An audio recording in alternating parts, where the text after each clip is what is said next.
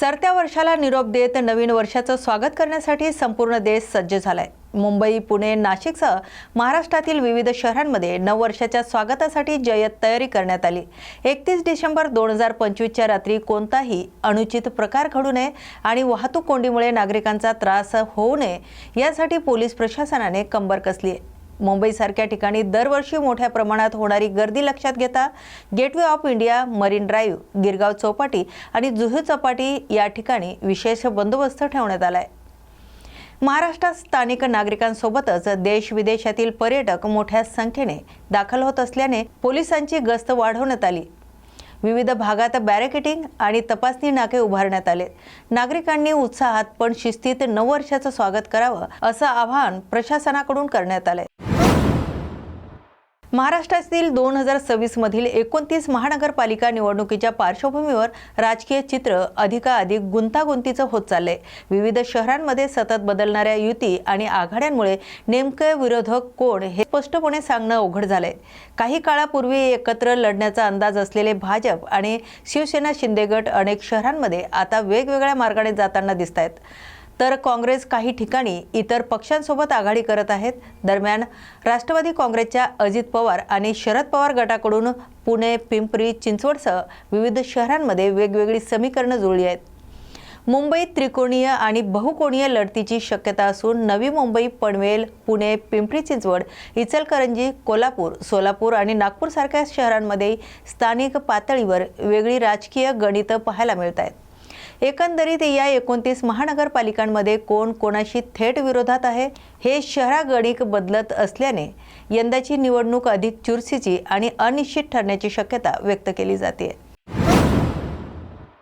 आज 31 डिसेंबर असल्याने बहुतांश नागरिकांची पार्टी आणि सेलिब्रेशनचं नियोजन सुरू आहे। याच पार्श्वभूमीवर महाराष्ट्र गृह विभागाने एक महत्त्वाचा निर्णय जाहीर केलाय। गृह विभागाच्या GR नुसार राज्यातील रेस्टॉरंट्स, हॉटेल, ऑर्केस्ट्रा, बारना नववर्षाच्या पूर्वसंध्येला पहाटे 5 वाजेपर्यंत सुरू ठेवण्याची परवानगी देण्यात आली आहे। या निर्णयानुसार 31 डिसेंबर रोजी कामकाजाच्या वेळात शिथिलता लागू राहणार असून बार आणि रेस्टॉरंट्स 1 जानेवारीच्या पहाटे 5 वाजेपर्यंत सुरू ठेवता येणार आहे।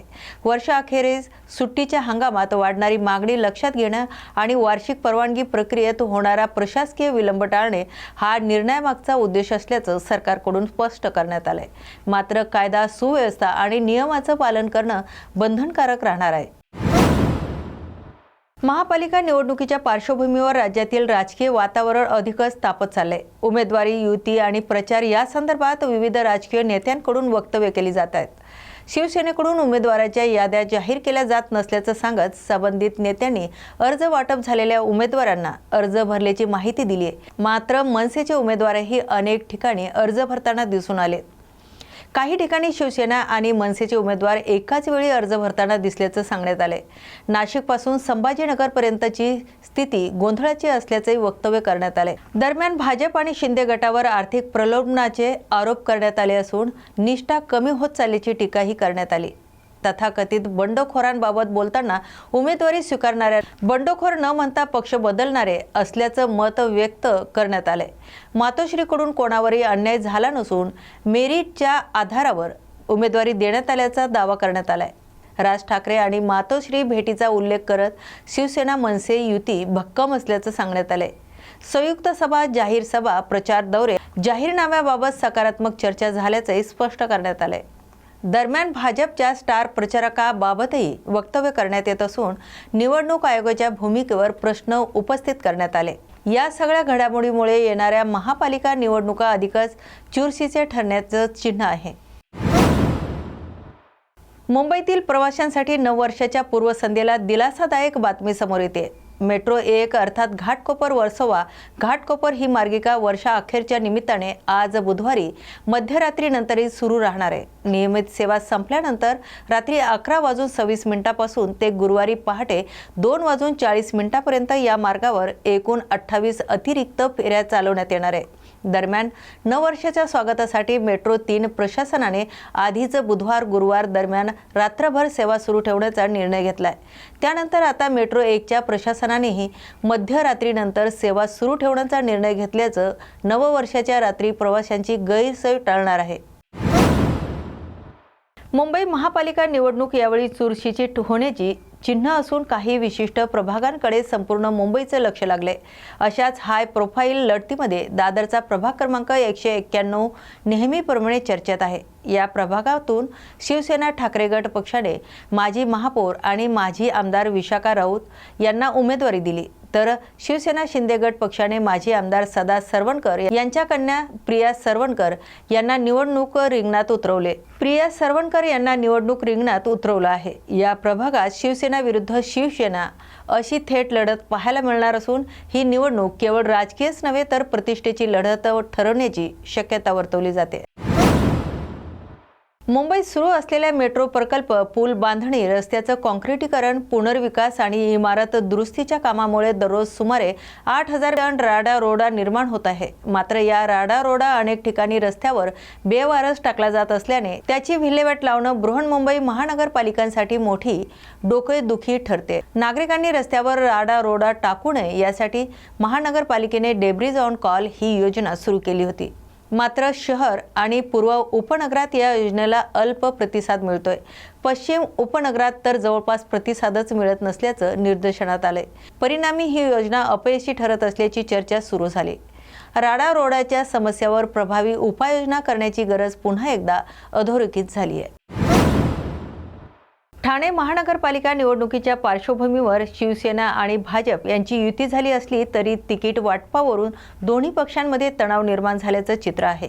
2017 मध्ये स्वतंत्र लढलेले हे दोन्ही पक्ष यंदा एकत्र आले असले तरी अंतर्गत असंतोष उघडपणे समोर येताना दिसतोय। ठाणे महानगरपालिकेतील 131 जागांपैकी शिवसेनेला 87 तर भाजपला 40 जागा देण्यात आल्यात। गेल्या 25 वर्षापासून ठाणे महानगरपालिकेवर शिवसेनेची सत्ता कायम असून यंदाच्या निवडणुकीत भाजप छोट्या भावाच्या भूमिकेत असल्याची चर्चा राजकीय वर्तुळात सुरू आहे। विशेष म्हणजे कल्याण डोंबिवली, मीरा भाईंदर आणि नवी मुंबईत युतीतील पक्ष वेगवेगळे लढत असताना ठाण्यातील ही युती अधिकच चर्चेत आहे। भाजप कार्यकर्त्यांमध्ये नाराजी दिसून येते तर काही ठिकाणी अपक्ष उमेदवारी आणि पक्षांतरांच्या घटना समोर आल्यात। ही नाराजी थांबवणं भाजपांसाठी आव्हान ठरणार असल्याचं बोललं जात आहे। दरम्यान भाजप आमदार संजय केळकर यांनी व्यापक दृष्टिकोनातून युती झाल्याचं सांगत कार्यकर्त्यांची नाराजी मान्य केली आहे। नवी मुंबईसाठी महत्त्वाचा ठरलेला नवी मुंबई आंतरराष्ट्रीय विमानतळ आता वेगाने प्रवाशांचा विश्वास संपादन करतोय। 25 डिसेंबरपासून विमानतळावर उड्डाण सेवा सुरू झाल्यापासून अवघ्या 5 दिवसात तब्बल 26,000हून अधिक प्रवाशांनी या विमानतळावरून प्रवास केल्याची नोंद झाली आहे। त्यामुळे प्रारंभिक टप्प्यातच नवी मुंबई विमानतळाला उत्स्फूर्त प्रतिसाद मिळत असल्याचं चित्र आहे। सुरुवातीच्या टप्प्यात देशांतर्गत उड्डाणावर भर देण्यात आला असून मुंबईवरील वाढता ताण कमी करण्यासाठी हे विमानतळ महत्त्वाची भूमिका बजावेल अशी अपेक्षा व्यक्त केली जात आहे। विशेषतः नवी मुंबई, पनवेल, रायगड, ठाणे आणि आसपासच्या भागातील प्रवाशांसाठी हे विमानतळ सोयीचं ठरतंय। आजच्या मुंबई बुलेटिनमध्ये इतकंच। शहर आणि उपनगरातील प्रत्येक घडामोडीसाठी आमच्यासोबत रहा। पुन्हा भेटूया पुढील बुलेटिनमध्ये। तोपर्यंत पाहत रहा न्यूज मराठी 24/7। नवा भारत, नवा विचार।